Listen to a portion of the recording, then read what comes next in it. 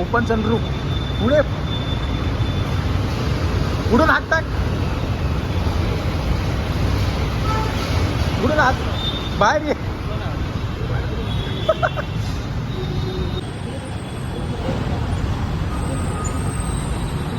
आमच्या वेगनारच्या गाडीची glass crack झाली होती.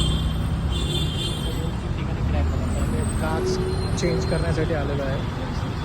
हे बघा सचिन मोरेच्या गाडीची काच चालली आहे. काच आलेली आहे आपली नवीन काच. ओरिजिनल आपण मारुतीची काच लावून येतोय.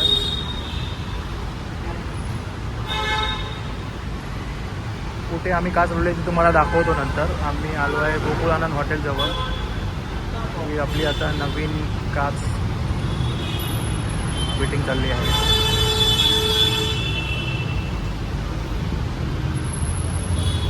ही गाडीची काच आम्हाला नवीन फिटिंग करण्यासाठी जास्त नाही 2-2.5 तास लागले. पहिली जुनी काच काढून त्याने क्लिनिंग करून सगळं लावलेलं आणि आता नवीन काच त्याने फिट केली आहे.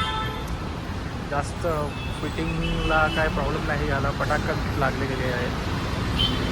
सचिनच्या चेहऱ्यावरती नवीन काचेचा आनंद दिसतोय. बोलतो आनंद तसे पैसे पण गेले. म्हणून काचेवरती फास्टॅग लावू नये. कारण का फास्टॅग लावला आणि काच फुटली तर तो त्याच्यासोबतच फास्टॅग जातो. त्याच्यामुळे फास्टॅग तुम्ही कुठेही जात असाल तर फक्त कॅरी करा.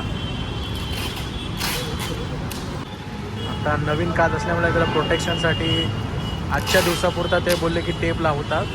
त्याच्यामुळे त्याला सपोर्ट मिळतो. नंतर ते तुम्ही बोललात उद्या तुम्ही त्या काढून टाकू शकता. कारण आता नवीन काच असल्यामुळे तिला जरा सपोर्ट द्यावा लागतो. कारण आपण ट्रॅव्हल करताना थोडेसे जर्किंग होऊ शकतात. म्हणून ते बोलले आम्हाला या प्लॅस्टिकच्या अशा टेप लावायला लागतात. ही झाली टेप लावून की आमचं काम झालं. आमची काच फिटिंग झालेली आहे. अशा पद्धतीने ही आहे आमची न्यू काच आणि ही आहे आमची जुनी काच.